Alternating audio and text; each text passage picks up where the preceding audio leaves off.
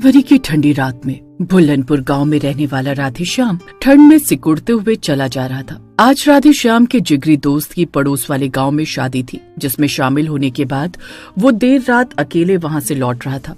अरे आखिरी बस भी निकल गई तो बड़ी आफत हो जाएगी। इतनी रात में गांव के लिए कोई साधन भी नहीं मिलेगा। बस ने उसे गांव के बाहर के बस स्टॉप पर उतार दिया था, लेकिन अब वहां से उसे अपने घर तक पैदल ही जाना था। आज मेरे यार की शादी है, आज मेरे यार की शादी है, यार की शादी है, मेरे दिलदार की शादी है। आज तो बड़ी ठंड है, खेतों के रास्ते से ही निकल लेता हूँ। थोड़ा जल्दी पहुँच जाऊंगा, वरना घर पहुँचने में 1 घंटा लगेगा। राधेश्याम जल्दी घर पहुँचने के लिए खेतों वाला रास्ता पकड़ लेता है। तभी उसकी नजर खेत में खड़े बिजुका पर पड़ती है। एक घड़े से उसका सर बनाकर उसके ऊपर कुछ घास फूस रखी हुई थी। अरे मुझे चढ़ गई है क्या? ये बिजुका इतना अजीब सा क्यों नजर आ रहा है? ऐसा लग रहा है जैसे मुझे देखकर मुस्कुरा रहा हो।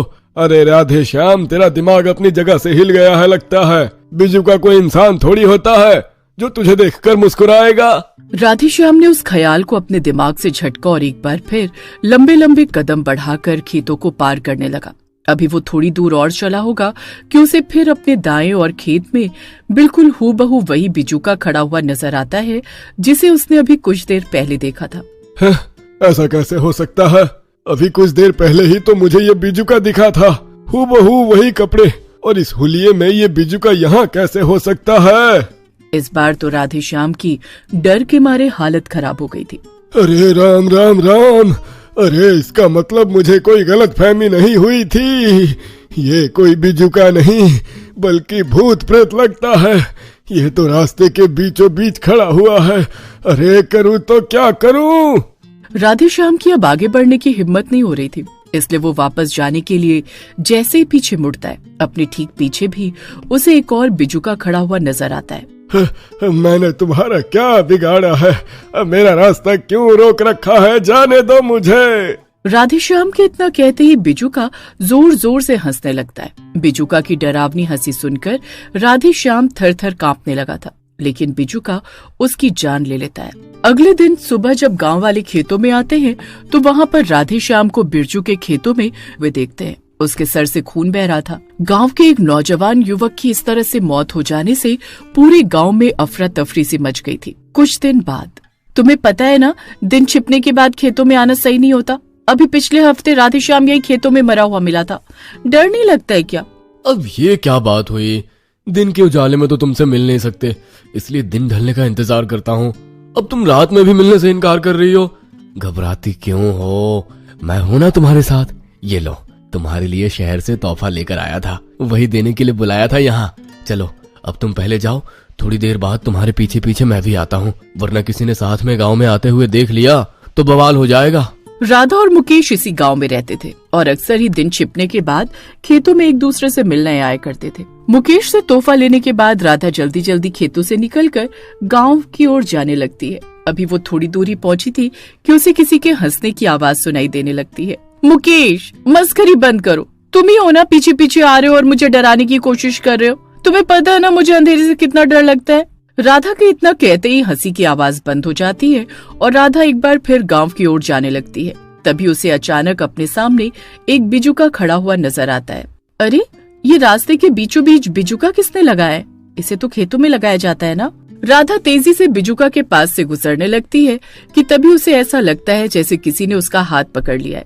कुछ ही देर में उसकी 1 सप्ताह में हुई 2 मौतों के बाद पूरे गांव में डर का माहौल बन गया था। लोगों को इतना तो समझ में आ ही गया था कि गांव में जरूर कोई भूत प्रेत आ गया है जो दिन छिपे लोगों की जान ले रहा है। कुछ दिन शोक मनाने के बाद गांव वाले तो अपने जीवन में आगे बढ़ गए थे, लेकिन मुकेश चाहकर भी राधा को भूल नहीं पा रहा था। राधा, मेरी राधा, मैं खुद को कभी माफ नहीं कर पाऊंगा। सब मेरी ही गलती है। ना मैं उसे रात में मिलने के लिए खेत पर बुलाता और ना मेरी राधा की जान जाती। वो तो अंधेरे से वैसे ही इतना डरती थी। भगवान, अगर किसी को मारना ही था तो उस भूत ने मुझे मार दिया होता।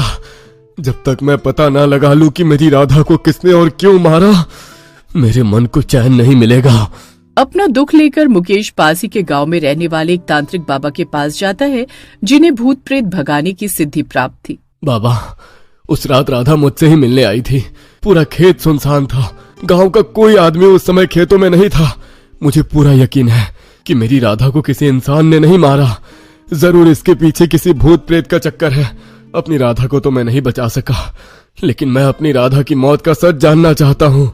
बाबा कुछ देर आंखें बंद करके बैठते हैं और फिर, देखो बेटा, तुम्हारी राधा को और राधे श्याम को खूनी बिजुका ने मारा है। उस बिजुका के अंदर एक शैतानी आत्मा है, इसलिए वो एक एक करके सबका शिकार कर रही है। लेकिन बाबा, बिजुका के अंदर आत्मा कैसे हो सकती है?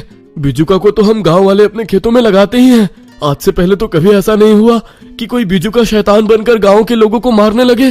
देखो बेटा, दुनिया में अच्छी और बुरी हर तरह की आत्माएं होती हैं, और उस बिजुका में एक बुरी आत्मा ने अपना कब्जा जमा लिया है। उस बिजुका के शरीर पर जो कपड़े हैं वो किसी मरे हुए इंसान के हैं, इसलिए उस इंसान की आत्मा ने उस बिजुका को अपना घर बना लिया है। मैं उस बिजुका को खेत में रहने नहीं दूंगा। आज ही उसे उखाड़कर गांव से कहीं दूर फेंक आऊंगा। मुकेश तेजी से गांव में पहुंचता है और जिस खेत में राधा की मौत हुई थी उस खेत में पहुंचकर देखता है कि एक बिजुका खेत के बीचों बीच खड़ा है। मुकेश बिजुका को उखाड़ता है और गांव से बाहर ले जाकर उसको फेंक देता है। अरे काका, अब आप लोगों को घबराने की कोई जरूरत नहीं है। मुझे पता चल गया है कि हमारे गांव में जो मौतें हो रही है उसके पीछे वो मुखिया काका के खेत में लगा हुआ बिजुका था। उसके अंदर ही एक बुरी आत्मा थी जो गांव के लोगों का शिकार कर रही थी, इसलिए मैंने उस बिजुका को उखाड़कर गांव से दूर जाकर फेंक दिया है। अब गांव वालों को कोई खतरा नहीं है। ये तो तुमने बहुत अच्छा काम किया बेटा। ठंडी रात में, अरे मुकेश भैया, आज घर लौटते हुए काफी देर हो गई है। देख रहे हो अंधेरा घिर आया है। मैं तो कहता हूँ खेत वाला रास्ता छोड़कर दूसरे रास्ते से चलते हैं। पता है ना, आजकल गांव में कोई भूत घूम रहा है। बड़े डरपोक हो मोहन भाई तुम। अरे कल ही मैंने उस बिजुका को उठाकर गांव से बाहर फेंक दिया है, अब डरने की कोई बात नहीं है। मुकेश अपने दोस्त मोहन के साथ खेतों के रास्ते गांव की ओर जा रहा था कि तभी उन्हें खेत में अपने साथ साथ एक बिजुका चलता हुआ नजर आता है। ये कैसे हो सकता है? इसे तो मैं खुद उठाकर गांव से दूर फेंक कर आया था। इससे पहले कि मुकेश और मोहन कुछ कर पाते, बिजुका ठीक उनके सामने आकर खड़ा हो जाता है और उन्हें उस बिजुका की डरावनी हंसी की आवाज सुनाई देने लगती है। मोहन भैया, कुछ करो, वरना आज ये बिजुका हम दोनों को ही मार डालेगा।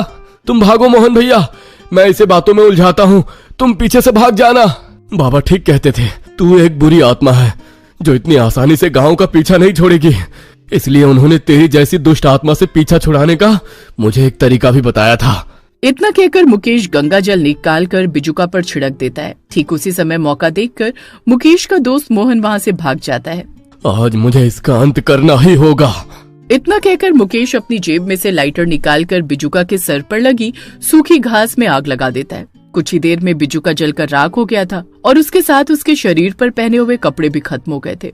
कपड़ों के जलते ही बिजुका के अंदर रह रही दुष्ट आत्मा भी वहाँ से हमेशा हमेशा के लिए चली जाती है और इस तरह गांव वाले बिजुका की कहर से मुक्त हो जाते हैं।